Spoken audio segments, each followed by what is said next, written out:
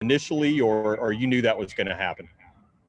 From the beginning of the game, I was always in relief. Now, when I was going to go in, that was kind of to be determined based on how the game was going.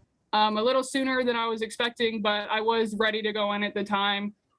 So yeah, but it was always from the beginning. She told me that I was in relief and just to be ready kind of throughout the game and just see how the game goes.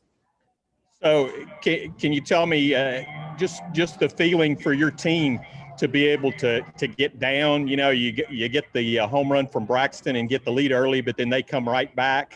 But then the feeling for your team to come back and to close it out today. Yeah, I feel like all throughout the season we've kind of faced adversity, and I think you know, we threw the first punch, they punched us back, and you know, we're a team that's very persistent, and we weren't going to give up, and we knew we still had a lot of game left, and we still have a lot of at bats. So as long as we have outs left, we have hope. So yeah, it was, you know, not the start that we wanted, but we just had to be +1 and whatever it took for that to happen. Also, how big was the crowd? Do you feel like that helped you guys along today? Oh, for sure. I think we were talking about it in the dugout. I think we called the Hogs like 10 times. And I think coming from Stanford, where I don't know if they were allowed to have fans even at their games in the Pac-12, I think they were kind of in shock too. And I think the crowd really helped us today, you know, keeping the momentum. So it was huge. It was awesome to play in front of all the people. I'll go ahead and let somebody go. Nate, go ahead. Just after Lenny's home run, what was kind of your comfort zone after that? I mean, in postseason, you're never really comfortable. We were up 1, so you know, I knew I had to keep the lead, but with, you know, Stanford, they can hit a home run any second and tie it back up. So 1 run wasn't really a comfortable lead, but after the second home run, I was like, okay, like we got this, you know. That was a big enough lead for us to be pretty comfortable. But yeah, in postseason, you're never really comfortable with a 1-run lead. You said you kind of struggled with emotions with your stuff the first game, and then better the second game. How did you rate this one? Yeah, I think this was definitely I was definitely more comfortable going into the game. You know, those jitters before the game that happened in the very first game, I, you know, didn't really have today. So I was able to go in and just have my stuff from the get-go. So just was, I mean, getting the super, knowing that you're only the second team in history to go to super regionals. That's awesome. It's great for this program and great for this team. We've grinded all season. You know, we've gone through crazy COVID protocols, you know, not getting to enjoy, you know, this and that in the fall because we wanted a season and we wanted to make it to the end of that season. So I think we deserve it 100%, and we've worked hard to get here. Thank you very much. Eric, go ahead. Mary, only seemed like yesterday you and I met and talked, and we were talking about our mutual friend Casey, who's helped you, I know, as if you've grown up there pitching. How does this experience compare to 2018, and what did you take from 2018 that you'll use this time around in the Supers?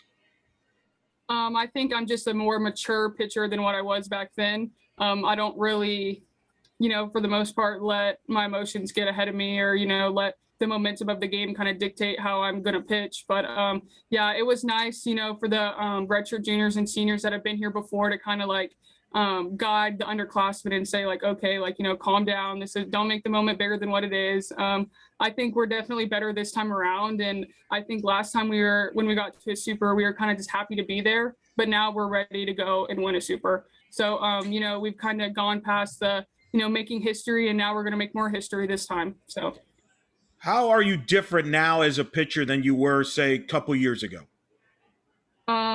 I think I'm just more of a dynamic pitcher. I throw more pitches in and at bat, and I don't just rely on my one rise ball. I think I go more opposite side of the plate than what I used to in the past. So that kind of gives the hitters, you know, a different plan, you know, puts a different pitch in their mind of what I can throw whenever I have 2 strikes. So I think that, and I kind of sprinkled in a drop ball here and there just to change the eye level. So I think just being able to throw, you know, my different pitches has made me harder to prepare for. Did you ever have any doubts you get back to this stage at this level, pitching at this level with the injuries and everything you've gone through? No. With this team from the fall, we all were like, okay, this team is special. You know, other teams say they have something special, but this is just different. You know, I've been on teams that have been pretty good, but this team is just in every facet of the game. It's just great. I mean, up and down the lineup on our defense, if one facet's not working, we have pitching or defense or hitting to pick it up. So I think just being strong in all three aspects have got us to this point is going to take us further. Well, congratulations Go on ahead. this. Thank you. Jason, go ahead. This one's different than 2018 because you're not having to go to Norman next week or this weekend. How gratifying, satisfying is that knowing you're going to be back at Vogel this weekend? Yeah, it's awesome. Like I said earlier, this crowd keeps us in games, and I think it really kind of puts other teams on their heels. You know, when you call the Hogs and just like doing crazy cheers with the fans, I mean, it kind of puts the pitcher, like I said, on her heels. But yeah, it's great just not having to go to Norman, not having to face them. So whenever we had the selection show, we were like, okay, this is for real. Like, we have a really good shot. So yeah, we're super excited, and even more excited that it's home at Vogel. How big was it to see the offense get going again after some struggles down the stretch, and how important was that to get you guys through this weekend? Yeah, we definitely, you know, in the SC tournament and, you know, even in that LSU series, I think we didn't really reach our stride with our offense. You know, coming out against Manhattan and getting that big 8 spot was huge, just to like keep the momentum going and give some confidence back to our big hitters that have kind of been pressing. So I think we're on a roll right now, and we just got to keep it going with our offense. Got time for 2 more. We'll go Jordan and then Dorian. Mary, we were out here interviewing fans, and one of them said, I'm a pitcher and I want to be like Mary when I grow up. What does that part of it mean to you? Just getting to do it in front of a full house this weekend, and then just seeing all of the young girls in Northwest Arkansas looking up to all of you.